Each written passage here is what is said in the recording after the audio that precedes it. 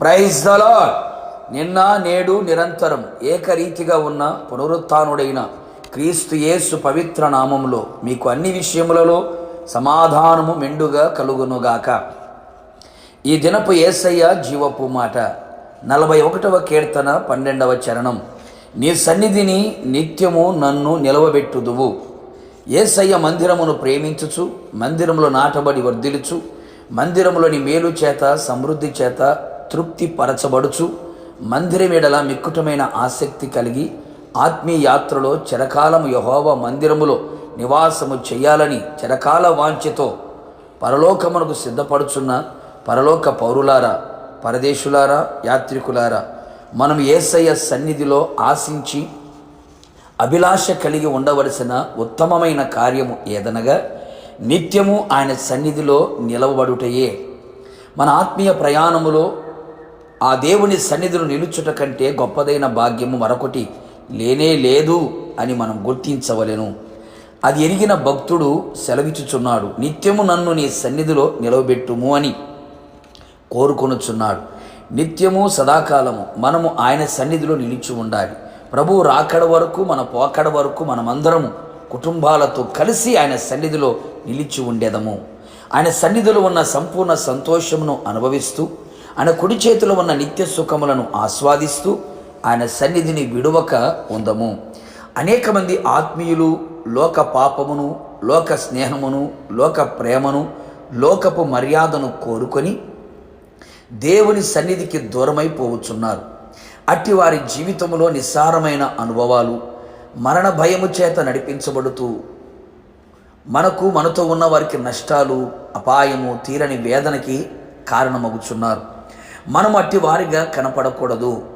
దేవునికి విరోధమైన, అసహ్యమైన, హేయమైన, నీచమైన కార్యములు జరిగించి ఆయన సన్నిధిలో నుండి త్రోసివేయబడకూడదు. అందుకే భక్తుడు తాను చేసిన తప్పును ఒప్పుకొనుచు పశ్చాత్తాప్తుడై నీ సన్నిధి నుండి నన్ను త్రోసివేయకము అని కోరుకునేను. ఆయన సన్నిధిని గురించిన విలువ తెలిసిన వాడు ఎవ్వడును ఆయన సన్నిధికి దూరము కాలేడు.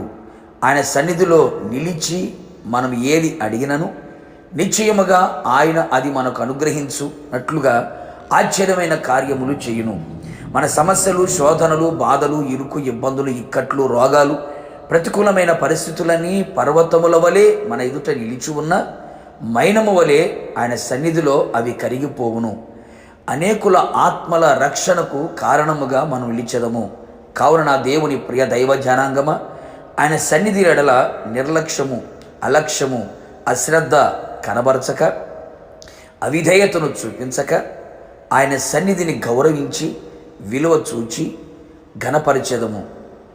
నా యేసునాథుడు నిన్ను కరుణించి ఆయన సన్నిధిని నీ మీద ప్రకాశింపచేసి ఆయన సన్నిధి కాంతి నీ మీద నిలిపి నిన్ను ఆయన రాకడ కొరకు సిద్ధపరిచి ఆయన ఆగమములో నిన్ను తనతో కూడా తోడుకొని పోవును.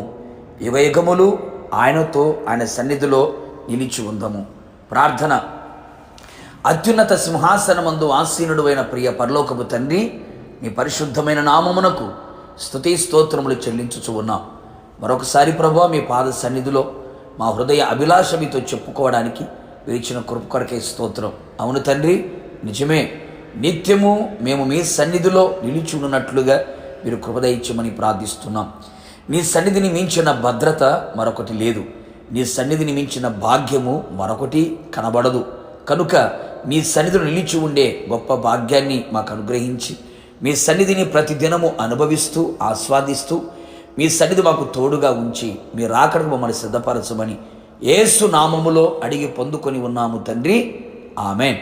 నిశ్చయముగా మీరును మీ కుటుంబ సభ్యులందరినీ నా దేవుడు తన సన్నిధిలో నిలవబెట్టునుగాక. God bless you.